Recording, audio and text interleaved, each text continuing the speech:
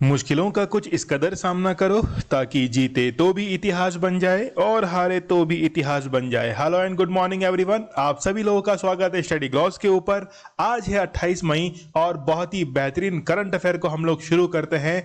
तो चलिए देख लेते हैं सबसे पहले इंटरनेशनल और नेशनल करंट अफेयर को। पूरे दिन भर में जो भी घटनाक्रम हुआ है उसको हम लोग एक बार देख लेते हैं। अमेरिका बोला दूर नहीं जा रहे अफगानिस्तान से, मतलब बड़ा प्रेम हो गया है अमेरिका को अफगानिस्तान से। लेकिन इनका जो लास्ट ट्रूप है वो 11 सितंबर 2021 को लौट जाएगा अफगानिस्तान से। अफगानिस्तान के अंदर तालिबान ने अपनी ताकतें इतनी बढ़ा ली है कि वहां पर डैम जो है एक दहला डैम, उसको कैप्चर कर लिया है। तो तालिबान जो है वो अब आना चाहता है कहां पर, अफगानिस्तान के अंदर। लेकिन इसको लेकर चीन जो है वो काफी डरा हुआ है, क्योंकि यदि अफगानिस्तान के अंदर तालिबान आता है तो चीन के शिनजियांग प्रांत में रहने वाले उइगर जो मुस्लिम हैं वो कहीं ना कहीं ज्यादा आक्रोशित होकर सामने आ सकते हैं। तो चीन जो है वो इस चीज से डर रहा है और रिसेंटली चाइना ने पाकिस्तान के साथ में एक बैठक भी इसके लिए की थी। नेपाल पर भारत की चुप्पी, चीन ने बढ़ाए कदम। नेपाल में राजनीतिक अस्थिरता बन चुकी है और चीन के वो दबाव में आ चुका है। लेकिन भारत जो है वो इस पर चुप्पी साधे हुए है, क्योंकि भारत जो है वो कोविड-19 की सेकंड वेव से अभी जूझ रहा है। इसलिए भारत कोई भी इस पर टिप्पणी नहीं करना चाहता। नेपाल की केपी शर्मा ओली की जो सरकार थी वो गिर चुकी है और अब 12 और 19 मई को आयोजित करवाए जाएंगे इलेक्शंस। चीन की लैब में बना था कोरोना वायरस या नहीं, फिर जाएंगे डब्ल्यूएचओ विज्ञानी। तो वहां पर साइंटिस्ट जो है वो वापस जाएंगे वुहान के सी फूड मार्केट के अंदर, देखेंगे कि जो वुहान लैब है वहां पर कोरोना का वायरस बना था या नहीं बना था। क्योंकि कई बार चाइना पर ये दूसरे देशों के द्वारा आरोप लगाए गए कि जो जैविक हथियार है, मतलब हम लोग कहें कि जो बायो वेपन्स हैं वो कहीं ना कहीं निर्मित किया जा रहा था चाइना के इस लैब के अंदर। लेकिन उनकी गलती के कारण ये वायरस जो था वो पूरे विश्व में फैल गया। तो इसकी जांच करने के लिए डब्ल्यूएचओ के साइंटिस्ट जो हैं वो वहां पर जाएंगे। यूएन प्रमुख पद के लिए गुटेरस के दूसरे कार्यकाल का भारत ने किया समर्थन। एस जयशंकर अभी अमेरिका की यात्रा पर हैं और उन्होंने ये अपना दावा जताया है, अपना जो विचार है वो व्यक्त किया है कि हम जो हैं वो एंटोनियो गुटेरस के पक्ष में हैं, उनके समर्थन में है कि दूसरा कार्यकाल जो है वो शुरू हो जाए। एंटोनियो गुटेरस का संबंध पुर्तगाल से है। इजराइल के हैरान ड्रोन जल्द लद्दाख एलएसी में होंगे तैनात। तो हैरान जो ड्रोन है, मतलब इसको हम लोग कहते हैं हैरॉन ड्रोन, एग्जैक्टली नाम ये है। वैसे ड्रोन जब आप लोग सुनते हैं नाम तो काफी आपको छोटा ही दिखाई देता है, लेकिन ये काफी बड़े ड्रोन हैं। 4 ड्रोन जो हैं वो लिए जाएंगे इजराइल से और भारत चाइना की जो सीमा है LAC, line of actual control, वहां पर इनको तैनात किया जाएगा।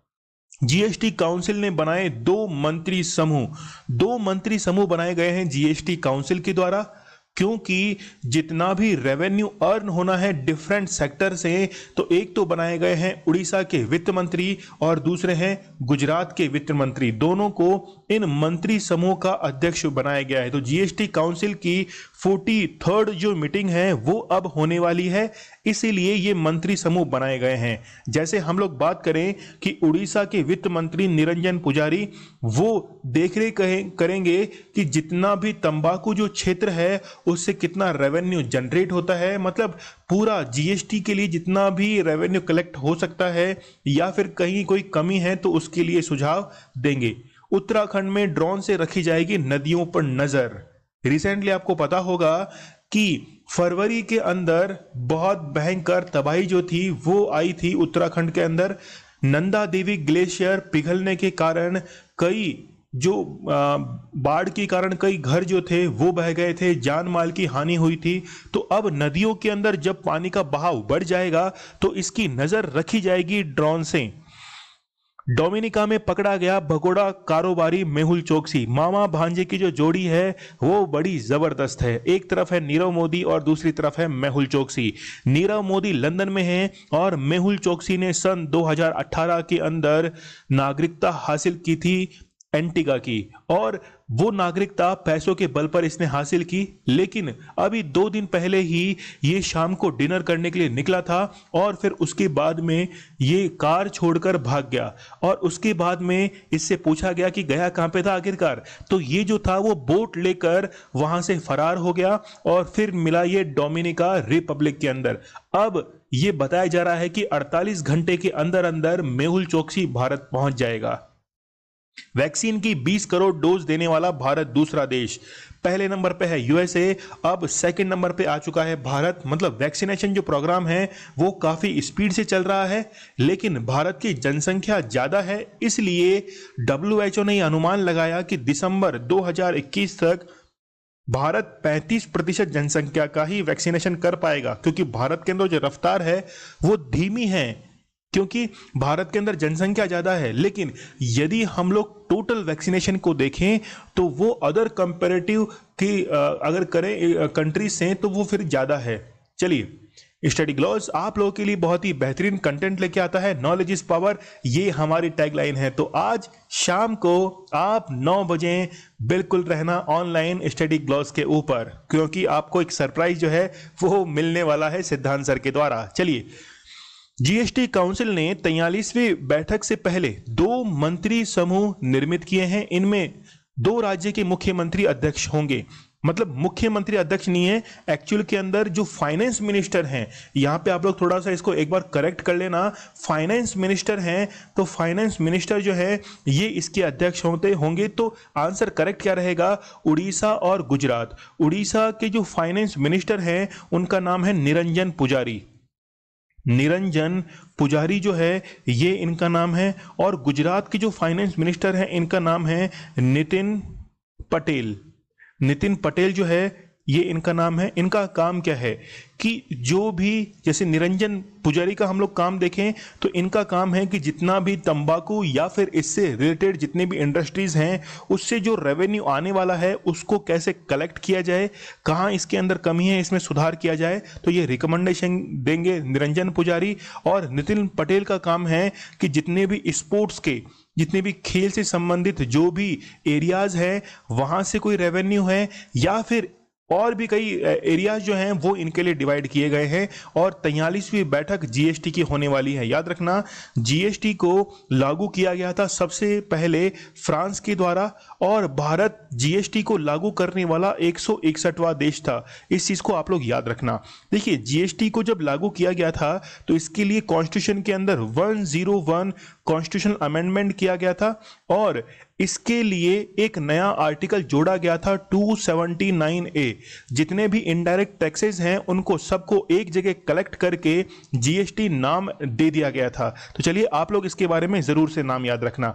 यहां पे आप लोग देखिए, goods and services tax council की साइड से हम लोग देख सकते हैं कि ये कॉन्स्टिट्यूशनल बॉडी है। हम लोगों ने भी देखा था कि इसका जो उल्लेख है वो आर्टिकल नंबर 279A के तहत किया गया है, जो कि इफेक्ट में आया था 12 सितंबर 2016 को। इसके लिए संविधान संशोधन जो बिल था, कॉन्स्टिट्यूशनल अमेंडमेंट जो बिल था, वो कौन सा था? 122, मतलब 122वां संविधान संशोधन विधेयक जो था वो लोकसभा के अंदर इंट्रोड्यूस किया गया था। उसके बाद में फिर ये बना था 101 कॉन्स्टिट्यूशनल अमेंडमेंट। ठीक है, तो कॉन्स्टिट्यूशनल अमेंडमेंट का जिस आर्टिकल में उल्लेख है वो है आर्टिकल 368, अनुच्छेद 368 के अंदर इसका उल्लेख किया गया है। टोटल 3 टाइप से हम लोग कॉन्स्टिट्यूशन के अंदर अमेंडमेंट कर सकते हैं, लेकिन आर्टिकल नंबर 368 के अंदर केवल 2 ही तरीके वहां पर दिए गए हैं।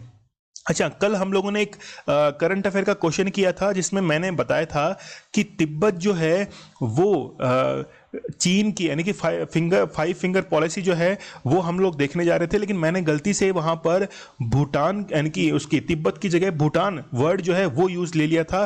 तो जो पाम है मतलब हथेली जो है उसके लिए आप लोग याद रखना कि वो कौन सा है, वो है तिब्बत। तो तिब्बत की 5 अंगुलियां हैं। ठीक है, तो इसको थोड़ा सा आप लोग करेक्ट करना।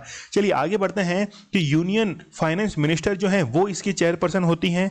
इसके बाद में state union minister of state in charge revenue finance. तो यहाँ पे आप लोग देख सकते हैं कि 2 मेंबर जो हैं वो यहाँ पे बनाए जाते हैं, इसलिए यहाँ से क्वेश्चन लिया गया है उड़ीसा और गुजरात का। ठीक है, तो चलिए आगे बढ़ते हैं। आप लोग इसमें एक चीज और याद रखना कि जीएसटी को लागू करने वाला भारत का पहला राज्य जो था वो असम था, और सबसे लास्ट अंतिम जो राज्य था वो कौन सा था? जम्मू एंड कश्मीर था। ऐसा क्यों हुआ?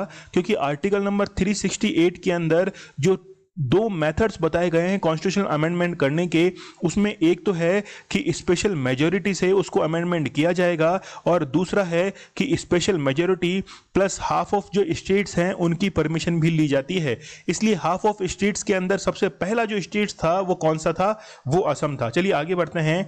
किस राज्य सरकार द्वारा अंकुर स्कीम लॉन्च की गई है? तो आप लोग याद रखना, मध्य प्रदेश सरकार के द्वारा अंकुर स्कीम लॉन्च की गई है। इसके तहत जो मानसून के अंदर क्या लगाए जाएंगे? पेड़ लगाए जाएंगे, और उसके साथ में फिर सेल्फी भी ली जाएगी। जैसे ही आप सेल्फी ले लेंगे तो उसको आप लोगों को पोर्टल पर अपलोड करना है। जो भी सबसे ज्यादा पेड़ लगाएगा उसको जो अवार्ड दिया जाएगा वो कौन सा है? प्राण वायु अवार्ड जो है वो मध्य प्रदेश की सरकार के द्वारा दिया जाएगा। मध्य प्रदेश को हम लोग क्या कहते हैं? टाइगर स्टेट कहते हैं। पूरे भारत के 20% जो है वो बाघ यहाँ पे पाए जाते हैं। यहाँ पर एक टाइगर रिजर्व है जिसको कहते हैं बांधवगढ़ टाइगर रिजर्व। ये टाइगर रिजर्व भारत का एकमात्र ऐसा टाइगर रिजर्व है जहां पर हॉट एयर बलून सफारी जो है वो शुरू की गई थी। और ये हॉट एयर बलून सफारी जो है वो शुरू की गई थी ताकि ऊपर से सभी जानवरों को देख सकें कि क्या नज़ारा होता है। तो ये जिस कंपनी के द्वारा प्रोवाइड किया गया था वो थी स्काई वॉल्स कंपनी, और ये भारत की एकमात्र ऐसी कंपनी है जयपुर के अंदर स्थापित है जो कि इस तरह की हॉट एयर बलून फैसिलिटीज जो है वो प्रोवाइड कराती है। और रिसेंटली बांधवगढ़ और सिमलीपाल टाइगर रिजर्व जो कि उड़ीसा के अंदर स्थित है, इनमें क्या लग गया था? इनमें आग भी लग गई थी। तो आप लोग ये भी याद रखिएगा, ठीक है। बढ़े हम लोग आगे। भारत और किस देश की सरकारों के बीच कृषि सहयोग के लिए, मतलब एग्रीकल्चर जो कॉरपोरेशन किया गया है वो किसके बीच किया गया है? भारत और इजराइल के बीच में किया गया है। किस चीज को लेकर? आपको पता होगा कि खेतों के अंदर जो यूज करते हैं drip irrigation system, drip irrigation system जो है वो किसकी देन है? वो इजराइल की ही देन है। अब जो है कि एग्रीकल्चर सेक्टर के अंदर कैसे हम लोग प्रोडक्शन को बढ़ा सकते हैं, तो भारत ने इजराइल के साथ ये समझौता किया है। रिसेंटली आपको पता होगा कि बेंगलोर के अंदर एक बिल्डिंग बनाई गई है जिसकी बालकनी में काफ़ी सारे पेड़ हैं, है ना। तो वहाँ पे बालकनी के अंदर पेड़ लगाने का जो कंसेप्ट है वो भी किससे लिया गया है? इजराइल से लिया गया है। भारत ने इजराइल से 4 ड्रोन खरीदने का समझौता किया है। इनका नाम क्या है? इजराइल की कैपिटल है जेरूसलम, और ये इस कैपिटल पर दावा किया जाता है किसका? पैलेस्टाइन भी इस कैपिटल पर दावा करता है। तो अब देखिए 4 ड्रोन जो हम लोग खरीदने जा रहे हैं वो कौन से हैं? वो हैं हेरॉन। यहां पर आप लोग चिनूक ऑप्शन में देख रहे हैं, ये तो क्या है? ये हेलीकॉप्टर है। हेलीकॉप्टर जिनको हमने परचेज किया था यूएसए से। चिनूक इसलिए नाम रखा गया क्योंकि यूएसए के अंदर जो वार्म एयर है, मतलब वहाँ की जो गर्म पवनें हैं, वार्म विंड जो हैं, उनके आधार पर इनका नाम रखा गया है, जिनका नाम होता है चिनूक। S-400 जो है वो हम लोग कहाँ से परचेज करेंगे? रशिया से परचेज करेंगे। जैसे आप लोगों ने अभी देखा होगा कि इजराइल ने एक टेक्निक यूज की थी आयरन डोम। आयरन डोम टेक्निक के अंदर 3 फेजेस के अंदर वो काम होता था। जैसे मान लीजिए कि किसी देश ने मिसाइल छोड़ी है तो सबसे पहले उस मिसाइल को डिटेक्ट किया जाएगा। डिटेक्ट करने के बाद फिर उसके इंफॉर्मेशन सेंटर में उसकी इंफॉर्मेशन दी जाएगी, और फिर यहाँ से कमांड दिया जाएगा।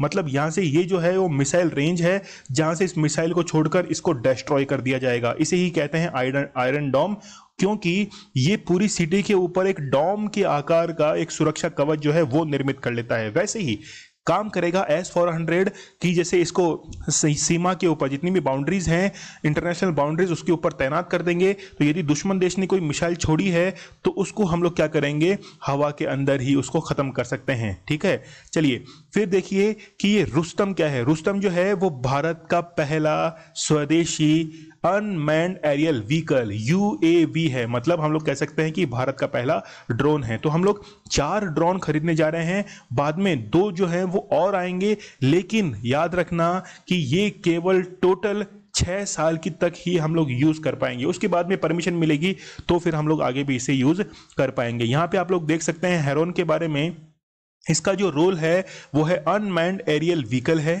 ठीक है।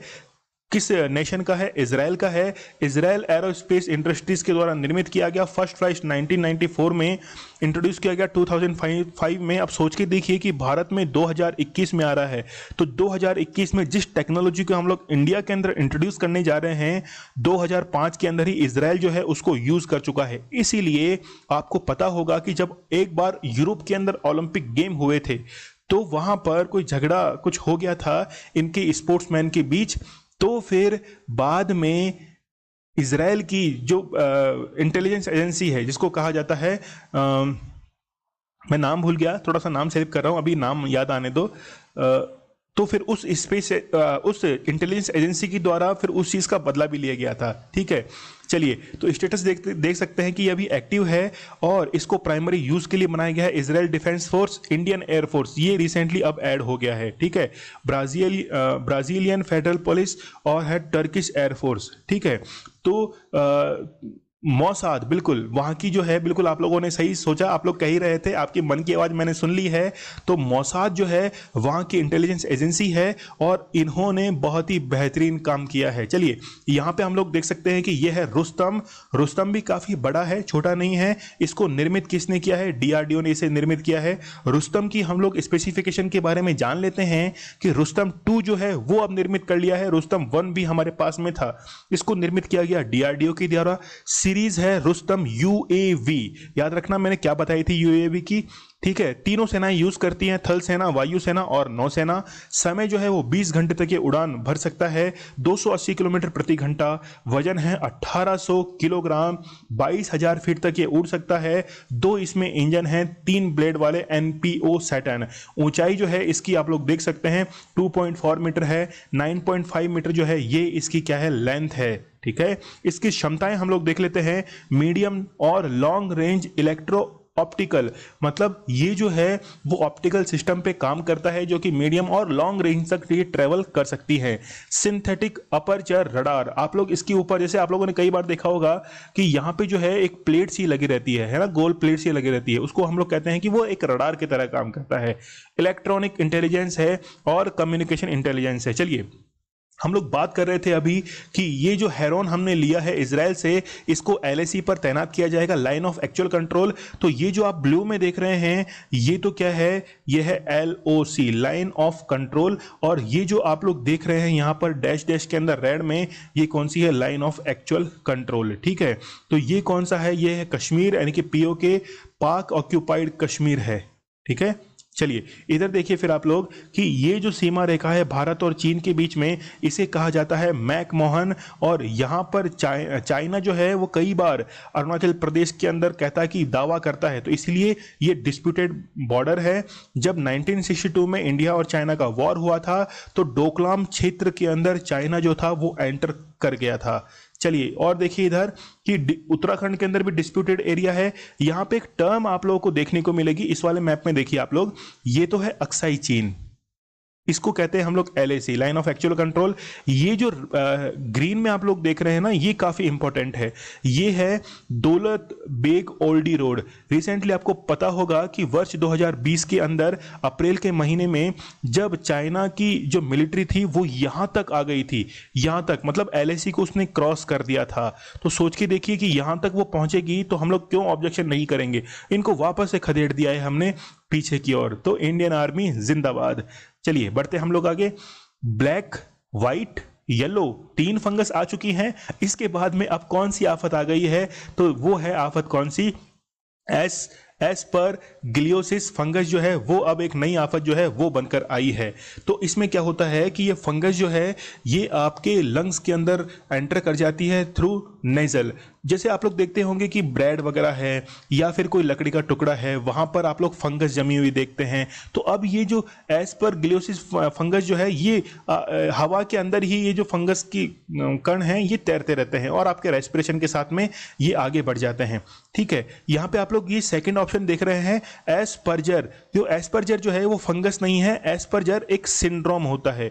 ये सिंड्रोम क्या नाम है, एलोन मस्क जो हैं एलन मस्क जो हैं इनको ये रोग है एलन मस्क को कौन सा, एस्पर्जर सिंड्रोम का, जिसमें जितने भी सोशल कनेक्टिविटीज़ होती हैं, सामाजिक बंधन जितने भी होते हैं, उनसे वो काफ़ी ज़्यादा जो है वो पीछे की तरफ बैकवर्ड जो है वो मूव करने लगता है, बातचीत करना उसको पसंद नहीं होता है। तो रिसेंटली एलन मस्क ने बताया कि मैं इस रोग से, इस डिजीज से काफ़ी ज़्यादा परेशान हूँ, इसका नाम है एस्पर्जर सिंड्रोम। ठीक है, यहाँ पे आप लोग रेनबो फंगस देख रहे हैं, तो रिसेंटली ये तो नहीं है, लेकिन हो सकता है कि ब्लैक, व्हाइट, येलो और एस्परगिलोसिस के बाद में अगर आगे कोई फंगस आती है तो वो हो सकता है कि वो रेनबो फंगस आए। चलिए बढ़ते हम लोग आगे। इस डायग्राम में आप लोग देखिए कि ये फंगस जो हैं ये क्या करती हैं, आपके रेस्पिरेशन के साथ में पहुंच जाती हैं आपके लंग्स के अंदर, और फिर वहाँ पे छोटे छोटे छेद जो होते हैं आपके लंग्स के अंदर, जो छोटे छोटे छेद होते हैं वहाँ पर जाकर फिर ये क्या कर लेती है, इन्फेक्शन क्रिएट कर देती है। अब इससे क्या होगा कि ऑक्सीजन जो है वो सप्लाई नहीं हो पाएगी। इसके साथ में ही लंग्स की एक फंक्शनल यूनिट होती है जिसको हम लोग कहते हैं एल्वियोली। उस एल्वियोली के चारों तरफ ब्लड वेसल्स होती हैं। उन ब्लड वेसल्स के अंदर ब्लड की क्लोटिंग जो है वो जमना शुरू हो जाती है। तो ब्लड क्लोटिंग यदि जमेगी तो हीमोग्लोबिन जो है वो ट्रांसफर नहीं हो पाएगा, क्योंकि हीमोग्लोबिन का काम है, उसका काम है कि वो ऑक्सीजन का क्या करे, ट्रांसपोर्ट करे। यदि ऑक्सीजन ट्रांसपोर्ट नहीं हो पाएगी तो फिर ये खबर जो है वो कहाँ तक पहुंच जाएगी, वो ब्रेन तक पहुंच जाएगी और फिर ज़्यादा तकलीफ हो सकती है। तो चलिए समझ गए होंगे शायद आप लोग। यहाँ पे आप लोग एग्जाम्पल देख सकते हैं कि ये जो है एक सिम्टम है कान के पास में, जैसे मान लीजिए छोटी सी कोई बीमारी, कई बार आप लोग इसे इग्नोर भी करते हैं। तो अब अगर ये कोई ऐसी कोई बीमारी आती है तो आप लोग को इग्नोर नहीं करना है, इस पर जल्दी ही ट्रीटमेंट लेना है। देहला बांध किस देश में स्थित है जिस पर तालिबान ने अपना कब्जा किया है? तो ये कहाँ पर स्थित है? अफगानिस्तान के अंदर स्थित है। ठीक है, तो ये अफगानिस्तान के अंदर स्थित है। तालिबान ने इस पर कब्जा कर लिया है। अमेरिका के द्वारा इसे निर्मित किया गया था। लगभग एग्जैक्ट ईयर तो मुझे याद नहीं है, लेकिन 1978 या 1990 कंफर्म मुझे ईयर का पता नहीं है, लेकिन ये अमेरिका के द्वारा निर्मित किया गया था। अफगानिस्तान के अंदर है। अफगानिस्तान के अंदर ही भारत के द्वारा भी एक सलमा बांध जो है वो भी निर्मित किया गया था, और रिसेंटली इसके टूटने की खबर भी आई थी कि ये थोड़ा डैमेज हो चुका है। ठीक है, और भारत और अफगानिस्तान के बीच में जो सीमा है उसको हम लोग कहते हैं डुरंड लाइन। ये है डुरंड लाइन। आप लोग मुझे कमेंट सेक्शन में ये बताना कि भारत और अफगानिस्तान के बीच में कितनी किलोमीटर की जो बाउंड्री लाइन है वो शेयर होती है। हाल ही में किस खिलाड़ी की पुरानी जर्सी को 1.38 मिलियन में नीलाम किया गया है? ठीक है, तो बास्केटबॉल प्लेयर वो हैं, और वो बास्केटबॉल प्लेयर का नाम क्या है मुझे आप लोग कमेंट सेक्शन में बताएंगे। मैं थोड़ा स्लिप कर रहा हूँ इस नाम को, काफ़ी लंबाई है उनकी, मैं उनकी शक्ल तो याद आ रही है लेकिन उनका नाम जो है वो मुझे याद नहीं आ रहा, लेकिन आप लोगों को शायद याद आ चुका है। तो फटाक से आप लोग क्या कीजिए, कमेंट सेक्शन में वो कमेंट कर दीजिए। स्मार्ट किचन योजना किस राज्य सरकार की है जिसके तहत महिलाओं को किचन के लिए लोन दिया जाएगा? तो केरल सरकार के द्वारा ये योजना जो है वो लागू की गई है। इसमें क्या होगा कि महिलाएं जो हैं वो घरेलू काम में ज़्यादा ही बिजी रहती हैं, डोमेस्टिक वर्क में ज़्यादा ही बिजी रहती हैं, इसीलिए उनको रिन्यू करने के लिए या फिर किचन को अच्छा करने के लिए सरकार के द्वारा, केरल सरकार के द्वारा क्या दिया जाएगा, लोन दिया जाएगा। ठीक है, केरल के जो सीएम है वो कौन है? पिनराई विजयन है। और रिसेंटली आपको पता होगा कि यहाँ की जो पहले की हेल्थ मिनिस्टर थी के शैलजा, इनको अपने पद से हटा दिया गया और इनकी वापस से इनको अपने पद पर वापस नहीं लाया गया, और नए हेल्थ मिनिस्टर जो थे वो पिनराई विजयन के ही दामाद को बना दिया गया। ठीक है, यहाँ के एक बार हम लोग जैसे नेशनल पार्क हैं, आप लोगों को पता होगा यहाँ के national park silent valley national park है, इसके बाद में पेरियार नेशनल पार्क है यहाँ पर, तो आप लोग यहाँ पे नेशनल पार्क भी देख सकते हैं। आईपीएल की किस टीम ने कोविड-19 राहत के लिए 30 करोड़ रुपए दान दिए हैं? तो वो कौन सी है? सनराइजर हैदराबाद जो है इसने 30 करोड़ रुपए जो है वो दान दिए थे। स्पेसएक्स ने चंद्र मिशन के लिए कौन सी डिजिटल करेंसी, तो आप लोग याद रखना इसका नाम है कौन सी? डोजी कॉइन जो है ये स्पेसएक्स की एक डिजिटल करेंसी है जिसको इसने स्वीकार करने की बात की है कि हम लोग एक्सेप्ट करेंगे जो भी हम लोग मून पर मिशन करने वाले हैं। एलन मस्क के जो फाउंडर हैं सॉरी, स्पेस एक्स के जो फाउंडर हैं वो हैं एलन मस्क। आज कुछ ज़्यादा ही गड़बड़ियाँ हो रही हैं। एलन मस्क जो हैं वो इसके फाउंडर हैं स्पेस एक्स कंपनी के, और इनकी एक कंपनी और है, कौन सी, टेस्ला। और इन्हीं के तो बारे में हम लोग बात कर रहे थे कि एस्पर्जर सिंड्रोम जो है वो इन्हीं को अभी रिसेंटली पता चला है। किस राज्य सरकार ने घोषणा की है कि वह अपने जिलों में गार्जियन मिनिस्टर की नियुक्ति करेगा, तो वो है असम। गार्जियन मिनिस्टर क्या करेंगे, क्या वर्क है इनका, सभी जितने भी डिस्ट्रिक्ट्स हैं उनके अंदर इनको अपॉइंट किया जाएगा। इनका काम है कि सेंटर के जितने भी प्रोग्राम हैं और स्टेट के जितने भी प्रोग्राम हैं, मतलब योजनाएं जो हैं इनमें क्या कमी है, क्यों इनको लागू नहीं किया जा रहा है, इसके बारे में रिपोर्ट देना। और इनकी जो रेस्पॉन्सिबिलिटी है ये किसकी होगी, अब गार्जियन मिनिस्टर की होगी। तो असम के द्वारा इन गार्जियन मिनिस्टर्स को अब क्या किया जा रहा है, अपॉइंट किया जा रहा है, ताकि केंद्र सरकार की और राज्य सरकार की योजनाएं जो हैं वो अच्छे से लागू हो जाए। रिसेंटली आपको पता होगा कि असम सरकार के द्वारा मदरसे इनको क्या कर दिया गया था, सामान्य स्कूलों के अंदर कन्वर्ट कर दिया गया था। यहाँ तक कि 56 संस्कृत जो स्कूलें हैं इनको भी कन्वर्ट कर दिया गया था कि किसके अंदर, सामान्य स्कूलों के अंदर। माजुली द्वीप जो है वो यहाँ पर स्थित है, जो कि विश्व का सबसे बड़ा नदीय द्वीप है, रिवर आइलैंड है। असम के अंदर ही काजीरंगा और मानस नेशनल पार्क है। असम के काजीरंगा नेशनल पार्क के अंदर जो ब्लैक पैंथर हैं इनको शिफ्ट किया जाएगा। गुजरात के अंदर जो वर्ल्ड का सबसे बड़ा जू बन रहा है रिलायंस कंपनी के द्वारा, वहां पर इनको क्या किया जाएगा, ट्रांसफर किया जाएगा। चलिए बढ़ते हम लोग आगे। यहां पे आप लोग देख सकते हैं कि केरल के अंदर, अच्छा, केरल के नेशनल पार्क जो है वो हम लोग यहाँ पे देख सकते हैं। एक बार देखिए, अच्छा ठीक है, मैं इन्हीं नेशनल पार्क की अभी बात कर रहा था। एक तो है Eravikulam national park, silent valley national park है, फिर है पेम्बुदम शोला नेशनल पार्क, फिर है मेथीकेटन शोला नेशनल पार्क, और फिर है अन्नाईमुड़ी। और आप लोग पेरियार नेशनल पार्क जो है वो भी इसके अंदर याद रखना। कौन कौन से जिलों में हैं ये, जैसे इडुक्की में है, पलक्कड़ में है, तो इनको आप लोग जरूर से याद रखना। सेहत ओपीडी पोर्टल राजनाथ सिंह के द्वारा हाल ही में लॉन्च किया गया। यह किन के लिए है, तो ये है सभी के लिए है, चाहे वो पैरामिलिट्री फोर्सेस हो, चाहे वो आर्मी हो, चाहे वो एयरफोर्स हो, चाहे फिर वो नेवी हो, सबको जो है वो टेली मेडिसिन सेवाएं जो हैं वो प्रदान करने के लिए शुरू की गई हैं। तो इसको लॉन्च किसने किया, राजनाथ सिंह के द्वारा इसे लॉन्च किया गया है। चाहे थल सेना, वायुसेना या फिर नौसेना के, या फिर वो रिटायर भी हो चुके हैं ना सैनिक, तो भी उनको क्या दी जाएगी, टेली मेडिसिन की क्या दी जाएगी, फैसिलिटी उनको दी जाएगी। क्या होता है टेलीमेडिसिन, जैसे मान लीजिए कि डॉक्टर बैठा है यहाँ पर और यहाँ से 1000 किलोमीटर दूर उसको कोई ट्रीटमेंट करना है, तो वो क्या करेगा, इंटरनेट के थ्रू उससे कांटेक्ट करेगा और फिर उसको इलाज बताएगा। तो दूर से बैठ के जब इलाज होता है तो उसे कहते हैं हम लोग क्या, टेली मेडिसिन को कहा जाता है। बीएसएफ यानी कि बॉर्डर सिक्योरिटी फोर्स जो है ये रेड क्लिफ जो रेखा है उसकी रक्षा करती है, मतलब भारत और पाकिस्तान, भारत और बांग्लादेश। आईटीबीपी ये इंडिया और चाइना की जो बॉर्डर है उसकी रक्षा करती है, ITBP Indo Tibetan border police force. और एसएसबी जो है वो भारत नेपाल, भारत और भूटान के बीच में जो है उसकी रक्षा करती है। चलिए आगे बढ़ते हैं हम लोग। यहाँ पे हम लोग देख सकते हैं सेहत जो ओपीडी है इसकी फुल फॉर्म भी है, एक्चुअल में ये जो सेहत है इसकी फुल फॉर्म भी है। यहाँ पे आप लोग देखिए, मैं फुल फॉर्म लिख देता हूँ, यह है services and health assistance and tele consultation.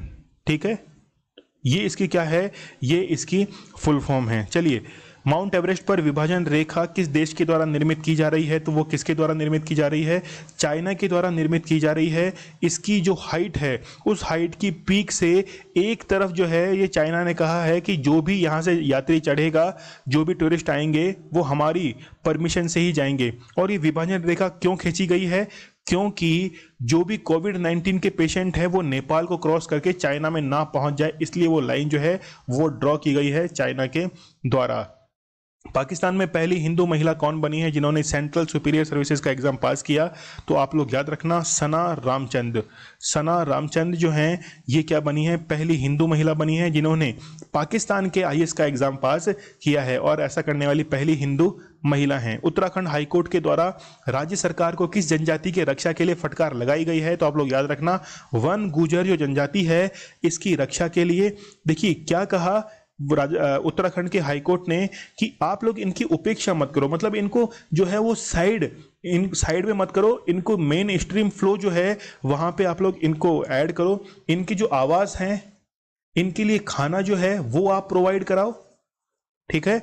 और फिर इनका आप लोग टीकाकरण करो, कोविड-19 जो है ये वैक्सीनेशन इनकी करो, क्योंकि यदि आप लोगों ने इनको दरकिनार किया तो आप इनके आर्टिकल नंबर 21 जो है, मतलब इनकी जो जीवन जीने का अधिकार है इसको आप लोग छीन रहे हो। इसलिए उत्तराखंड हाईकोर्ट ने राज्य सरकार को इनकी रक्षा के लिए क्या किया है? फटकार लगाई है। यहाँ पे आप लोग देख रहे हैं जारवा जनजाति, ये तो कहाँ की है? ये तो है अंडमान एंड निकोबार की। और सेंटिनल ये कहाँ की है? ये भी अंडमान निकोबार की है। भोटिया जनजाति काफी इंपॉर्टेंट है, ये उत्तराखंड के अंदर पाई जाती है। उत्तराखंड के अंदर एक घास भी पाई जाती है जिसको कहते हैं बुग्याल, याद रखना, काफी इंपॉर्टेंट है।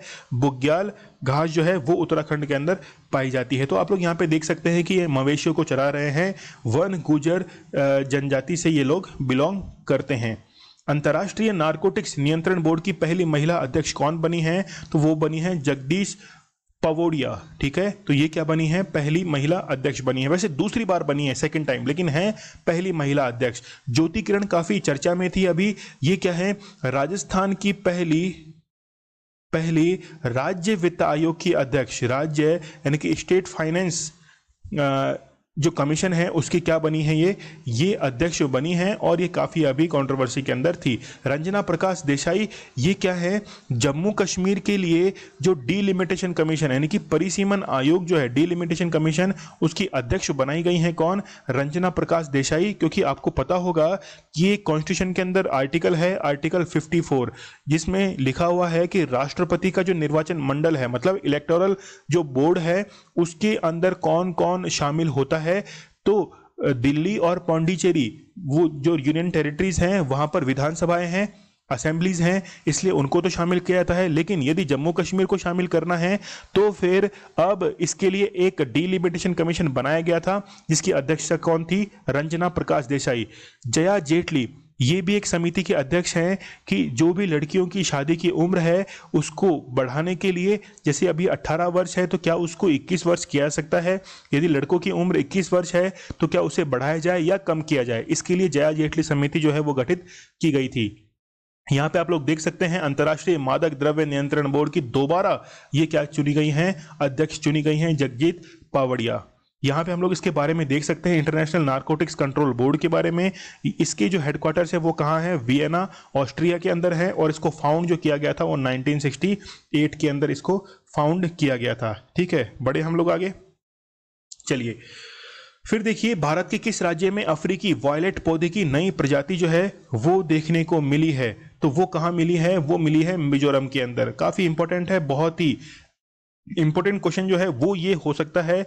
और ये मिली कहां पे? बेसिकली मिजोरम के अंदर अराकान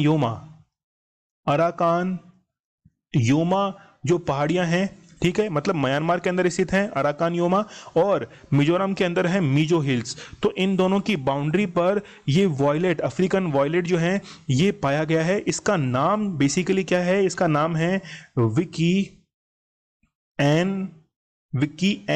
ANN फंक, ठीक है। क्योंकि ये जनजाति सबसे पहले जो खोजी गई थी वो इन्हीं के द्वारा खोजी गई थी और इन्हीं के नाम पर इनको क्या रख दिया है? इसका पौधे का नाम रख दिया है। लेकिन ये जो खोजी गई है वो किसके द्वारा खोजी गई है? भोपाल का एक इंस्टीट्यूट है उसके द्वारा खोजी गई है। नाम है Indian institute of science and educational research, ठीक है। Indian institute of science education and research, ये इसके क्या है? फुल फॉर्म है। चलिए यहाँ पे आप लोग देख सकते हैं अफ्रीकन वॉयलेट जो प्लांट है इसका डायग्राम आप लोग यहाँ पे देख सकते हैं, काफ़ी अच्छा ये फूल देखने में लग रहा है। जेफ बेजोस के बाद अमेजन के नए सीईओ कौन बनाए जाएंगे, तो वो बनेंगे कौन, एंडी जेसी जो है वो नए सीईओ बनेंगे। जेफ बेजोस के बाद में अमेजन जो है वो एक ऑनलाइन ट्रेडिंग एक ऐप है, ये एक पूरी जो ऑनलाइन पोर्टल है वो चलता है ये अमेजन का। तो अमेजन के जेफ बेजोस जो है इनके बाद में एंडी जेसी बनेंगे। और जेफ बेजोस ने एक अपनी जो स्पेस के क्षेत्र के अंदर एक कंपनी भी लॉन्च की है जिसका नाम क्या है, ब्लू ओरिजिन। ब्लू ओरिजिन जो है ये इसका नाम है, जैसे एलोन मस्क की है स्पेस एक्स वैसे ही किसकी है, अमेजन की है ब्लू ओरिजिन। जैक डॉर्सी ये तो किसके हैं, ये तो ट्विटर के सीईओ हैं। भावेश अग्रवाल ये तो किसके हैं, ये ओला के हैं। जैक मा ये है अली बाबा के, ठीक है। तो अली बाबा के जैक मा फाउंडर हैं। आपको पता होगा कि अक्टूबर के आसपास ये कहीं गुम हो गए थे और लगभग 2 महीने के बाद में फिर ये वापस से देखने को आ गए थे। लेकिन ये बताया जाता है कि चाइना की गवर्नमेंट ने इनको क्या कर लिया था, किडनैप कर लिया था। तो एंडी जेसी के बारे में हम लोग देख सकते हैं 13 जनवरी 1968 को इनका जन्म हुआ था और इनकी जो एजुकेशन हुई है वो भी हार्वर्ड स्कूल के अंदर हुई है, ठीक है। तो चलिए बढ़ते हैं हम लोग आगे, लेकिन ये क्वेश्चन काफ़ी इंपॉर्टेंट हो सकता है एनडी जेसी के बारे में। 27 मई के करंट अफेयर हम लोग रिवाइज कर लेते हैं। भारत संयुक्त राष्ट्र की शांति सेना के लिए कौन सा मोबाइल प्लेटफॉर्म बना रहा है, तो आप लोग याद रखना वो है यूनाइट अवेयर। किस देश ने अपने नागरिकता कानून में संशोधन किया है जिसके तहत भारतीय विवाहित महिलाओं को भारतीय नागरिकता मिल जाएगी, तो वो कौन सा है, वो है नेपाल। आईआरसीटीसी जल्द ही कौन सी सेवा शुरू करने वाला है जिसके तहत खाली सीटों का नोटिफिकेशन दिया जाएगा, तो वो है पुश नोटिफिकेशन। भारत का पहला वाणिज्यिक दूतावास अड्डू शहर में खोला जाएगा, किस देश में स्थित है, तो वो कहाँ पे है, मालदीव्स के अंदर है। वाइपर रोवर किस अंतरिक्ष स्पेस एजेंसी की परियोजना है जिसके तहत 2023 तक चंद्रमा की सतह पर पानी की खोज की जाएगी, तो वो कौन सी है, नासा है। एंटीबॉडी कॉकटेल को भारत में पहली बार लाने वाली संस्था कौन सी है, तो वो है सिप्ला। और मोहब्बत सिंह जो हैं इनको इसकी पहली डोज दी गई है। वैसे डोनाल्ड ट्रंप जो हैं इनको भी ये जो है वो डोज दी गई थी। ट्विटर ऐप का भारतीय वर्जन कौन सा है, तो वो है कू ऐप। केंद्रीय महिला एवं बाल विकास मंत्रालय ने कितने देशों में वन स्टॉप सेंटर स्थापित करने का निर्णय लिया है, तो वो है कितने, 9 देशों के अंदर। अंकुर योजना किस, अभी तो हमने देखा ही था कि ये किसकी है, मध्य प्रदेश की है। 74वीं वर्ल्ड हेल्थ असेंबली की अध्यक्षता किसके द्वारा की गई, तो डॉक्टर हर्षवर्धन के द्वारा की गई थी। ये कल का हमारा स्टडी ग्लोस क्वेश्चन था। फरजाद बी गैस फील्ड किस देश में स्थित है, तो आप लोग याद रखना ईरान के अंदर ये स्थित है। बाढ़ के लिए डिजिटल रिपोर्टिंग प्रणाली अपनाने वाला भारत का पहला राज्य कौन सा बना है, ये इसका आंसर जो है वो मुझे कमेंट सेक्शन के अंदर आप लोग बताना, ठीक है। तो ये करंट अफेयर का सेशन आप लोगों को कैसा लगा। स्टडी ग्लोस आप लोगों के लिए बहुत ही बेहतरीन कंटेंट लेके आता है। नॉलेज इज पावर, ये हमारी टैगलाइन है, तो आप लोग सेशन को शेयर करना ना भूलिएगा। तो कल मिलते हैं हम लोग बहुत ही बेहतरीन करंट अफेयर के साथ, तब तक के लिए धन्यवाद, थैंक यू।